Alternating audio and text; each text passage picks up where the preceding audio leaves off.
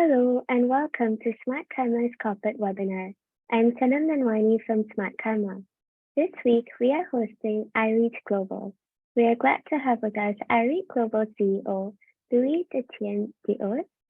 We will start the webinar with Louis walking us through a company presentation, after which he will engage in a fireside chat with Smartkarma Insight Provider Jesus Rodriguez Aguilar. We are taking live Q&A. So I would like to request our attendees to post your questions in the Q&A tab at the bottom of your screen. During the webinar, we will also share some links on how you can connect with IREIT Global and read more research by Jesus. So please do keep a lookout for messages in the chat box. I now hand it over to Louis to walk us through a short company presentation. Louis, please.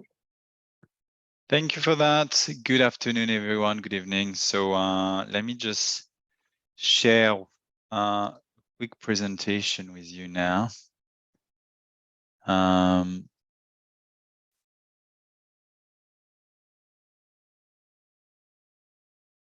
Here we are. So thanks again for joining. So let's give you a quick view on IREIT and what we've been doing recently. So let's start, with the announcement we've made beginning of June on the acquisition of this retail portfolio in France, which is fully let to B&M, which is a discount retailer, leading discount retailer in Europe. They are listed on the London Stock Exchange since 2014, and they are part of the FTSE 100 index with a market capitalization of £4.7 billion. So a strong tenant, as we like within IREIT, with blue chip tenants. The value of the acquisition of the portfolio equals to 76.8 million euros. Which is slightly reflect a price which is slightly below the two independent valuation of with a discount of 1.7%. In terms of net property income yield, it does crystallize one at 7.9%, and the acquisition will be DP accretive with 0.6% on a pro forma adjusted financial year 2022 basis. Last but not least, we have TKO Capital and City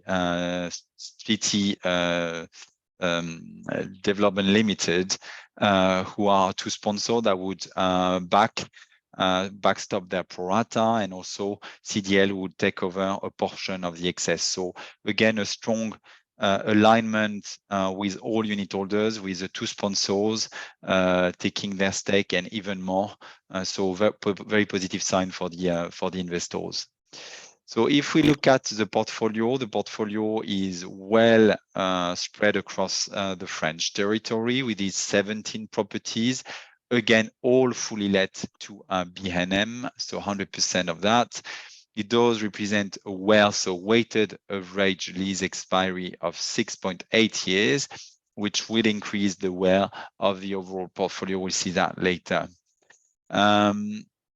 If we look at now the portfolio, how it looks like, the enlarged one post-acquisition, we would move to 54 properties. We would have a valuation which is above €1 billion versus 950 million euros as of end of December 2022. It would have a positive impact as well on the occupancy rate. Occupancy rate would move from 87 to 88.8%.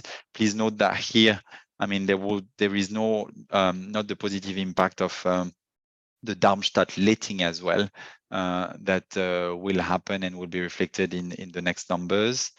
Last but not least, we would obviously increase the WALE. That's what I was just mentioning before, from 4.8 years to 5.1 years. So why do we do this deal? And a lot of people, are asking the question, why doing a deal in this kind of market? we consider that, retail is an asset class which is pretty attractive currently because the repricing of retail already happened over the last years due to, digitalization that this asset class has been through.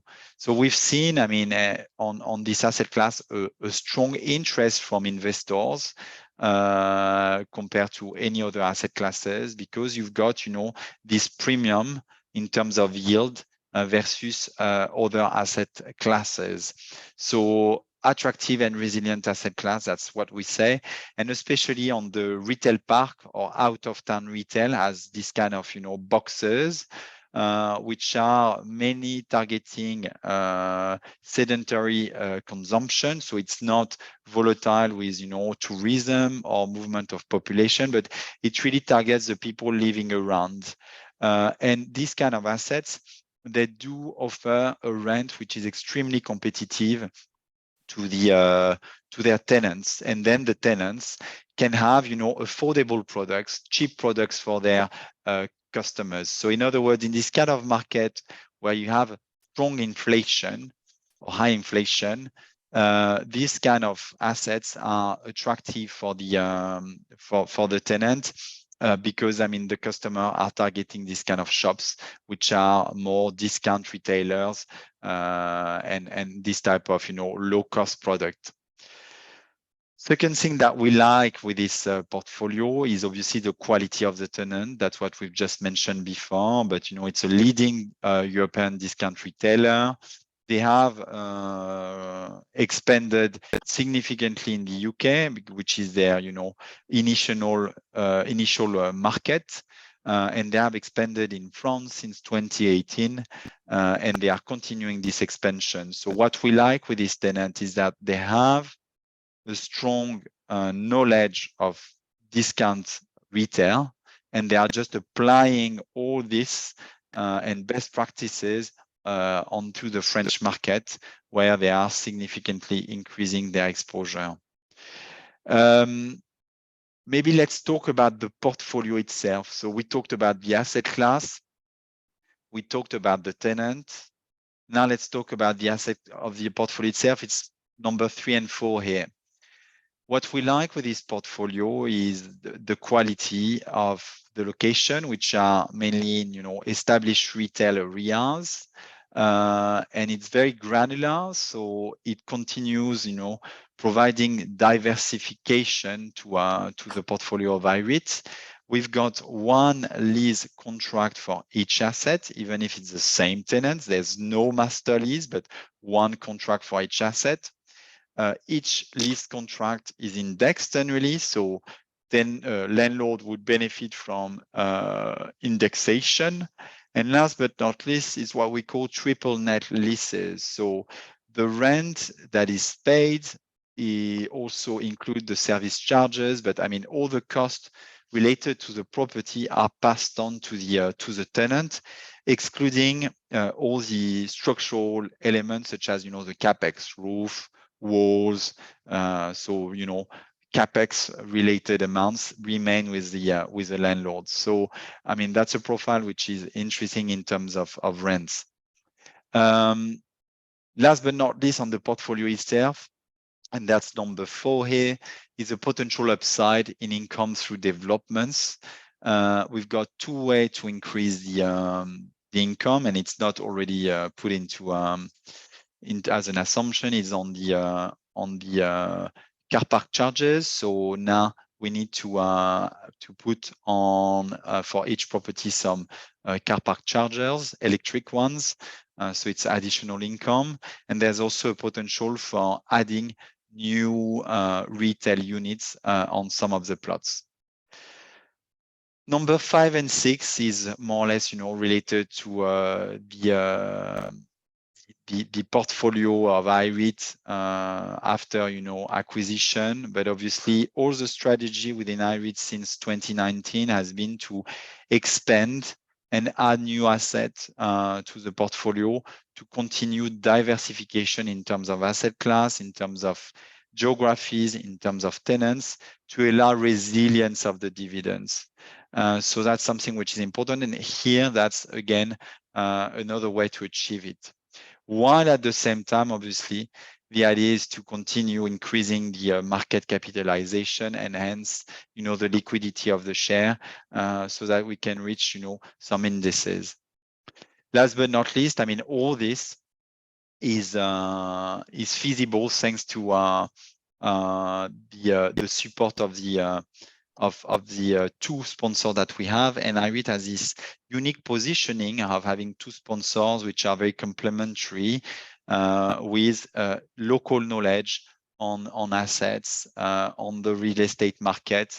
Even CDL, are invested in Europe, so they've got strong expertise on the European real estate, and they are not only a financial support. So that's really the rationale and benefits of this acquisition, but we'll discuss that afterwards, maybe during the Q&A. So a quick overview of the preferential offering that has been launched. So we are currently running an equity fundraising of 75.9 million Sing dollars, which is fully underwritten. We have an issue price, which is at 0.408 Sing dollars, so which represents a discount of 9.6% versus the volume weighted average price of 0.4515 Sing dollars. Undertaking, that's what we were mentioning before, but CDL and TKO providing their support, and CDL also taking a significant amount of the potential excess, again showing support and conviction on this transaction. In terms of timing, the opening date for the pref offering has started on the 3rd of July, and the closing date is the 11th of July at 5:30 p.m. Singapore time. The idea is then afterwards to have, a listing of the shares on the 19th of July. Maybe a few pro forma financial impact here. So obviously we discussed, or I mentioned about the DPU that would increase by 0.6%. And there's also the NAV that would decrease by 7.4%. And this is mainly related to the discount that is provided on the share price for the pref offering. Last but not least, and I think that's something which is important also to highlight, is the leverage, aggregate leverage level.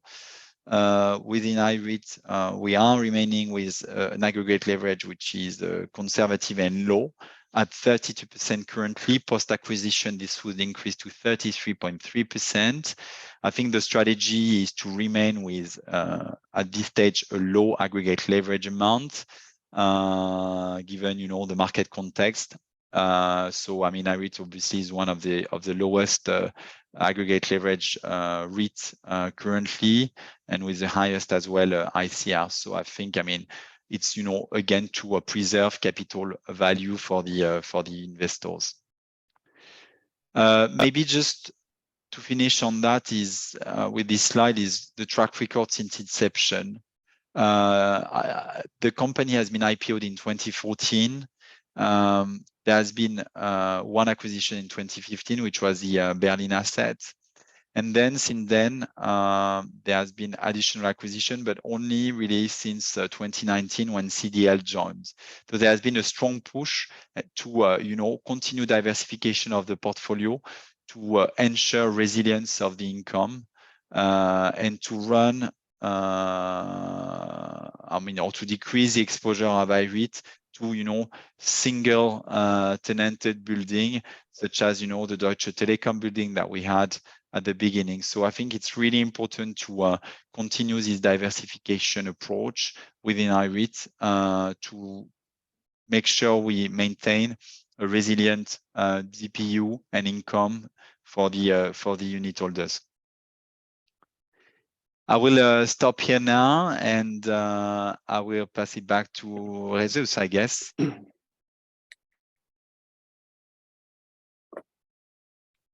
Hello, good afternoon. And good afternoon to everyone, and thanks to Luis for his great presentation. I will, before engaging in a chat with him, I will briefly summarize my views as an insight provider and equity analyst at Smartkarma. Basically, we see in IREIT, the title of the seminar says, I see dividend quality in a challenging environment. To me, IREIT seems a good dividend-seeking investor. Dividend yield is currently 10.6%. The company is trading at 10.3 times P to sales and 0.56 times price to book value. Some of the advantages, I see the financing cost of IREIT as I see low gearing and a stable financing costs, up to now less than 2%, with substantial or low hedge with swaps and caps. Since our last webinar, nearly a year ago, the stock has slightly 24%, with some other major focused REITs, but it still has performed listed comparables by a large amount. Capital US REIT has lost 8% in the same amount of time. Prime US REIT has lost 63%, and Manulife US REIT has 66%. So I mean the difference is striking. Luis has touched on its leases are indexed CPI with utility costs over 2 months. To me, they seem stable as should eventually increase, and in that sense, it is in a good position to profit from rental increases. As mentioned, dividend it is high and fully covered at 1.5 times. With the presentation that Luis has just put for us, I see that the increased portfolio diversification and size with risk associated with tenant, regional, and sector concentration lessened, even more so with this action of 17 retail properties in France, quite wisely with discounters anchor tenants. In this sense, I remember we saw, for instance, in a different market, UK, German discounters such as Aldi and Lidl made huge inroads as a result of the crisis. Well, it seems wise growth. And I think that there's a space for larger purchases. I see that the regional concentration of tenants, maybe European economic recession, which doesn't seem it could be a year one, and leaks coming soon seem offset by low rental rate and relationship with tenants. And also, we mentioned the company wants to address daily liquidity, share liquidity. That I'm going to start lists with some things that I think would be interesting for us to following on the presentation. I see that IREIT is increasing its footprint in the real sector. The acquisition of these properties in France, does it mean that IREIT is abandoning the office sector and moving retail? What are your thoughts on that, Luis? I think, I mean, IREIT has been always is just, you know, diversifying his exposure from office, but it doesn't mean that we don't want to do office anymore. You see, it's just we consider it's good to have exposure into various asset classes. You see, because everything is cyclical. So I think here we're just increasing our exposure to retail, but it doesn't mean that we would go away from office. We consider office is still, you know, an asset class which makes sense. People are still going to the office. We are, you know, social animals. So in other words, I mean, it's good and people have to go to the office because they need to interact. So it's just, you know, having the right retail properties, the right office properties, eventually one day some, you know, logistics asset. And it's just, you know, a diversification strategy that we're having here, but not, you know, a shifting strategy from one asset class to another. I think it makes sense because all the move of working from home, I think, has been slightly exaggerated. On the year 2020, some who happens to be the CFO of a large German multinational in Spain mentioned that from now on, from that year, it was going to be by default work from home. I see that that now larger companies are suggesting employees work from the office 4 and even 5 days a week. So will you still look for opportunities on an opportunistic basis in the office sector? Yeah, I think, I mean, you know, yeah, I mean, you need to remain open on that. I think, I mean, what is difficult is, you know, office is currently going through a repricing in a way on the market. So it's just a question of finding the right opportunity at the right price. So we may have to wait for that a little bit more, you see, while, you know, retail has been through this digitalization issue, or, you know, not issue, but let's say revolution. While, you know, work from home in a way is also a digitalization consequence, you know, of being able to work from home, because you can have access to your emails, to your SharePoints, your share drive, and all that through your computer. So I think, I mean, it's not something, I mean, we're going to look at it still, but we need to be cautious as well, because there is currently a repricing going on the office market. I see. And moving back to the retail, to the action of retail space in France, what is the general feedback you're getting from investors? Do you think that unit holders will support the acquisition at the expiry general? Yeah, I mean, I hope. I mean, you know, I cannot foresee things, but obviously, I mean, we've got a strong, you know,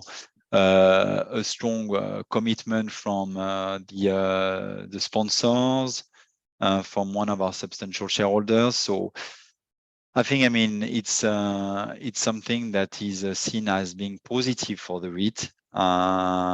So we hope that, you know, people will also see it this way.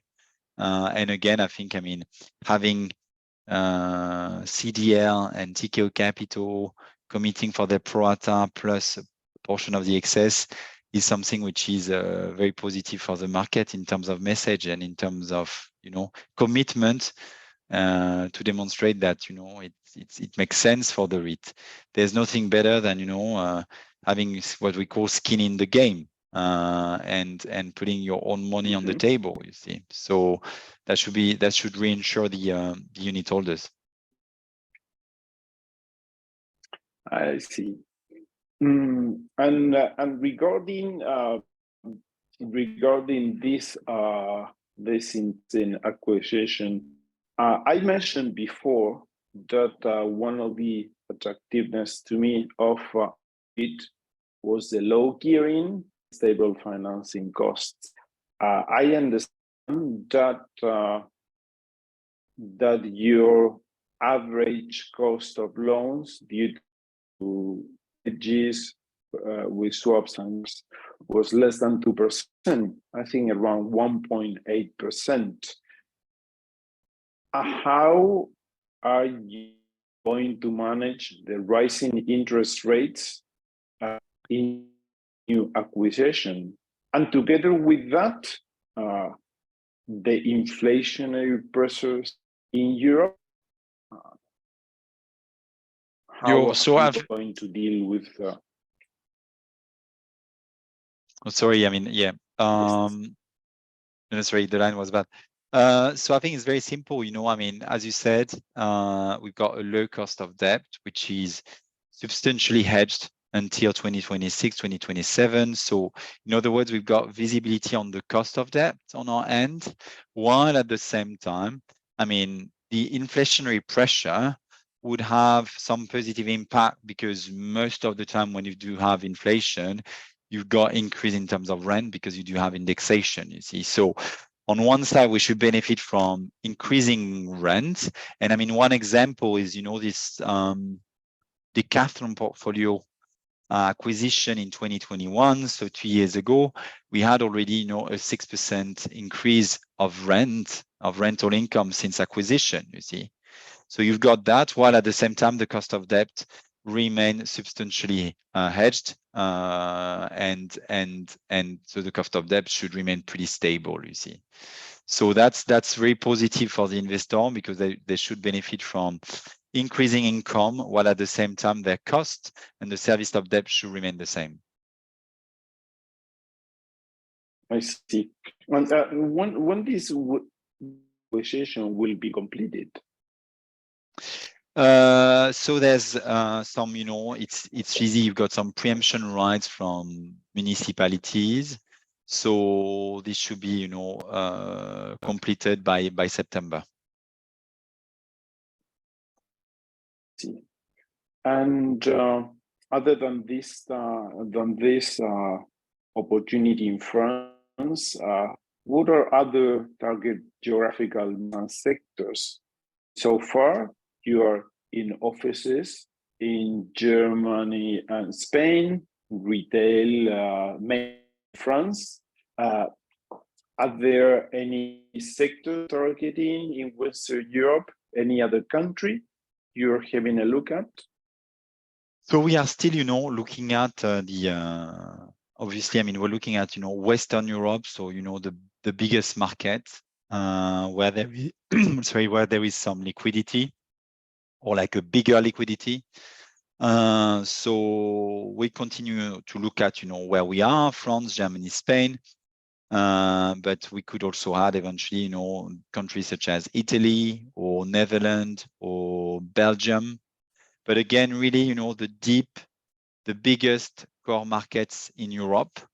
And we are looking at that into the 3 fields, which are office, logistics, and retail. I think, it's when you look at things, it's you look at, market.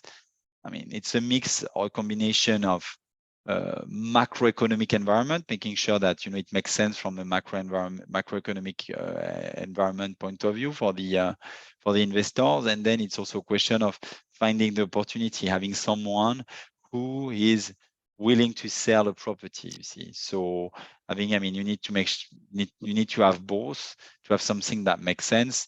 And B&M portfolio is obviously one opportunity that makes sense in this kind of environment. But it's also, I mean, here it's, let's say it's an acquisition which is increasing the diversification of IREIT. So that's something which is pretty positive. But you need also to be cautious. Take your time, ensuring that you don't rush, and you also looking at what's happening on the market and on all the macroeconomic indicators.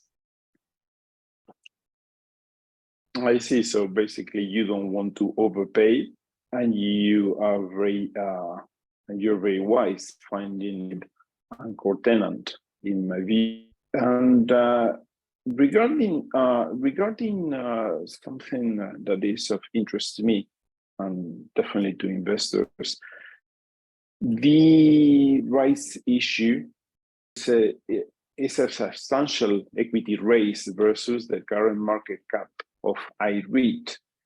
My question here is, and IREIT explore funding this position fully by debt?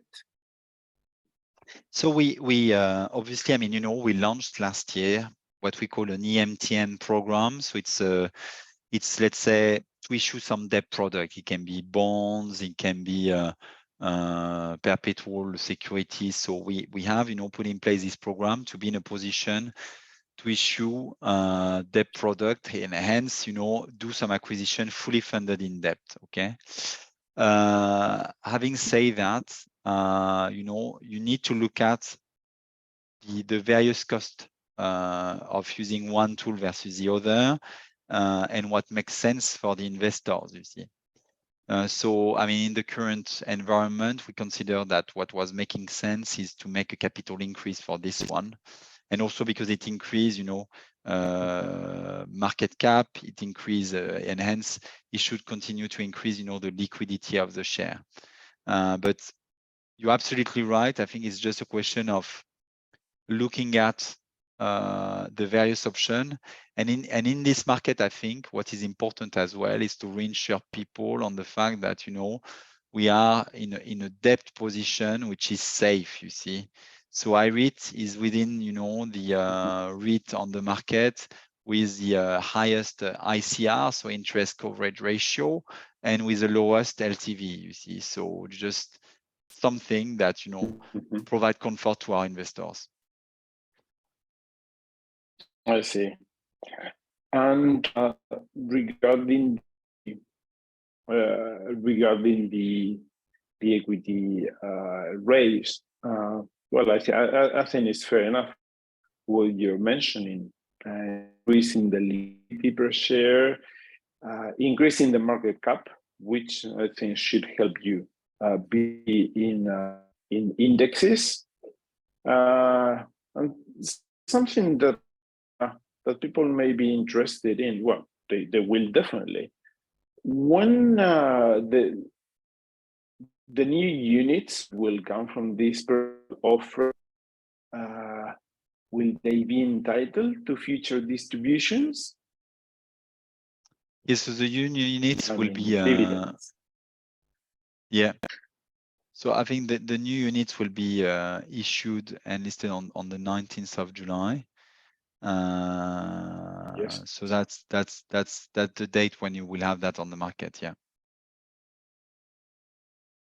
Excellent.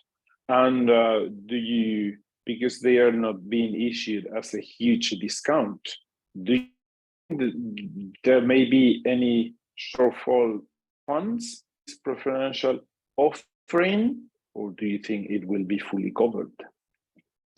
I think, I mean, and that's,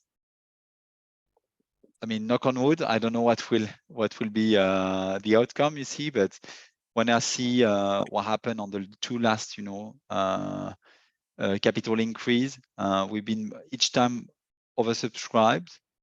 And I think, I mean, people understand that there's a need for IREIT to continue the diversification, and it does create value for, you know, the share that they have. And I think here, you know, the pref offering is obviously open to existing unit holders. So only so, in a way, I mean, they understand that it's a good opportunity for them to continue to invest into IREIT. And to continue creating value for IREIT. Last but not least is, again, you know, with this strong support from the two sponsors, is something that should be seen positively and give sufficient comfort, especially in this kind of market which are challenging. So I mean, I can totally understand, you know, the position of people saying, I mean, doing a capital increase now, it is challenging. Are you sure you really want to do it? Yes, we consider it's a great opportunity for IREIT, and to do so and to demonstrate it to you, we tell you that in order to sponsor our co-investing. Thank you. And something moving on from the equity fundraise. Let's talk about currencies. The rental from the portfolio is euro denominated. So I like you, how is the company managing the currency exposure? Because obviously you're listed Singapore. Yes, so the REIT actually, I mean, the distribution is made in euros, and then it's up to the investor to decide how they want to manage, if they want to hedge, if they want to have a distribution in Singapore dollars, or if they want to keep a distribution in euros. But I mean, the manager is no longer, managing the euro or the FX rates, you see, on behalf of the investor, and that the investor directly deciding what they want to do. Maybe just one last thing is I have in mind is also, with interest rate rising in Europe, I mean, it may have a positive impact as well on the exchange rate from euro to Singaporean dollars, you see, for the people who wants to, to have some Sing dollars in as a distribution. That's interesting. And yes, you're right, because Christine Lagarde, the top boss of the European Central Bank, explicitly said that the interest rate increases in the Eurozone are not over. So that to me points to euro strength. Absolutely. And just moving to to something interesting, which is occupancy of the portfolio. What is IREIT doing to increase occupancy? Because I understand that the lease in Berlin campus expires in June 24. That's that campus. So what is the company? Yeah, so I think, I mean, maybe two things on that. Obviously, all this is the other leg of IREIT. So here so far we talked about, acquisition, but one thing which is obviously very important is about asset management. So managing the asset that we have currently in the portfolio. So occupancy rate, there are two things we can mention here is, we have signed a lease contract on the Darmstadt property, which was fully let to Deutsche Telekom, and they vacated in November last year, so November 2022. We have signed a lease contract with the German federal, body to take over 25% of this property. So that's a great achievement because, it has been signed only 4 or 5 months after, the Deutsche Telekom vacated the property. So we are continuing to, our effort to let this building, but the numbers that are reflected into the presentation actually does not show yet this positive impact because the lease contract was starting only in June. So, positive impact should be shown during the next quarter. So that's one thing. Second thing is obviously Berlin. Lease is expiring next year in June. But we are, in advanced discussion with the tenant for some, potential extension and various various elements. So let's see. What will happen on that? But what we can say that Berlin. He is a property with a full, a big potential. So in a way, we have the opportunity to be in one of the European key cities. And the property that we have in Berlin is next to the second largest station, train station, metro station of Berlin. It's only 15 minutes from the new airport that has been opened a few years ago. It is 15 minutes from the CBD. So, you know, it is in a strategic location. And since, you know, we acquired this property in 2015, the lease or the rental level has increased significantly. So in other words, we have an asset which is showing a strong potential for repositioning, no matter if it is with this tenant or with a new tenant or with several new tenants, because it could be on a multi-let basis as well. But that's what is the main message for me to unit holders, is there is strong potential for value creation.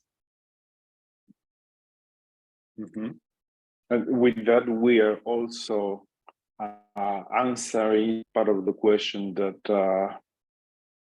person in the audience, which was who was asking, what are the main markets, so main cities in which IREIT is possession. One is obviously Berlin, and something that is being raised by some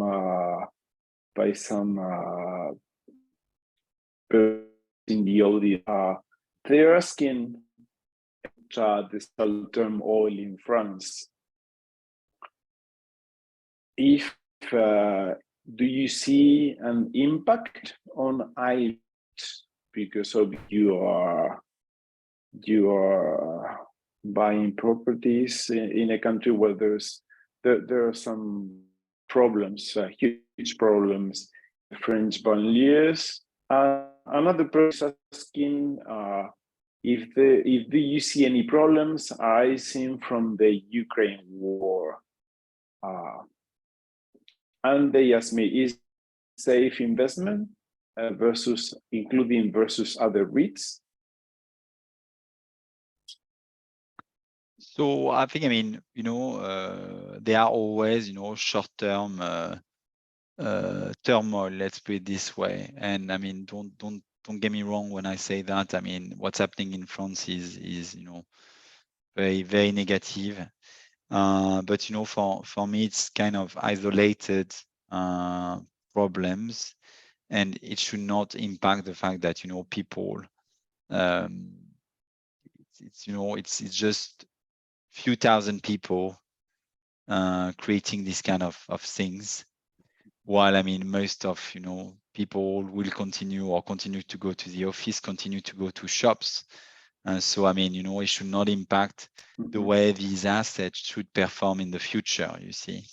I think, I mean, what is important for me is making sure we've got tenants that are selling the products that make sense for, you know, customers. And this B&M brand, you know, they've been existing in the UK since the 70s. They have a strategy which is very good, and they are just implementing their strategy onto a new territory, you see. So I think, I mean, that is what is important, you see. But I mean, obviously you've got the Ukrainian war, but I mean, it's been going on for more than a year now. But if you really think about the Ukrainian war, I mean, you know, Russia invaded Crimea, you know, 7 or 8 years ago already, you see. So, I mean, in a way, you know, Europe is an old lady that has been through various periods, but it's also, just to give you one example, I think, I mean, employment rate is at its lowest in Europe since the 90s, you see. So yes, you do have some things that are happening, but because it's a complex environment, Europe, like, you know, any kind of continent, but it doesn't mean that we are not able to create value for the investors. Mm-hmm. I see. And then another question from the audience. I will join two questions. Someone is asking me about prestigious clients who are key tenants of both office as well as retail space. And somebody is asking me what kind of clients industry-wise does IREIT have? Prestigious clients, you mentioned Deutsche Telekom, you mentioned B&M. Can you share some other big names with us? Yeah, obviously, I mean, if you look at the top 5 tenants, you do have Deutsche Rentenversicherung, so our tenant in Berlin, which is a public pension fund, is they are managing, the pension funds for all the employees in Germany. You do have Deutsche Telekom, then you've got Decathlon, so the sport good retailer. You would have B&M, which would represent more or less 12% of the total income of IREIT post acquisition. You do have also some tech company, which is DXC Technology, and that's in Spain. So you see a wide range and spectrum of good quality tenants, good names, and I think that's something which is important for us, is providing this diversification from the tenant point of view and strong tenants. Yes, definitely. You're diversified in terms of tenants and sectors, and you've touched a little bit on that. But somebody is asking, what overall tenants are safe for the next 3 to 5 years? 3 to 5 years. That's pretty. That? 3 to 5 years is a long. Is a long period. So I don't have any crystal ball, you see. But what is important for us, is to work on what we control, you see. So I cannot control the macroeconomic environment, for instance, but I just want to ensure I've got, competitive buildings, which remain attractive for tenants, you see. But I cannot, foresee anything as regard to tenant strengths. But at least, just one example, but B&M is a company which is listed. So what we liked with B&M is having access to all the financial information. So to understand what is their financial strengths, resources, and anticipate any potential issue that we could have, you see. I see. Well, with that, I think it's probably time to wrap up, because our supposed to last about 45, and we're already above that. I think the main points we've been touching on is the expansion of the company to increase diversification, increase size, make it a safer and more solid company, touching on the dividend quality. The company has low LTV. The company is managing very well the finance costs, so that the dividend yield is rather a consequence of the slide in the share price, low compared to other listed REIT Singapore, rather than concerns about the revenue of the company. So with that, I think I will move over to Smartkarma. Thank you, Jesus, for some very interesting questions, and a big thanks to Louis for a detailed insight into IREIT Global, the challenges in the real estate sector, and the opportunities for IREIT Global. I would also like to thank our attendees who joined the session live. And with that, I would like to wrap up this week's corporate webinar. Thank you once again, and have a great week ahead, everybody. Thank you. Thanks all. Bye-bye. Bye. Thank you. Bye.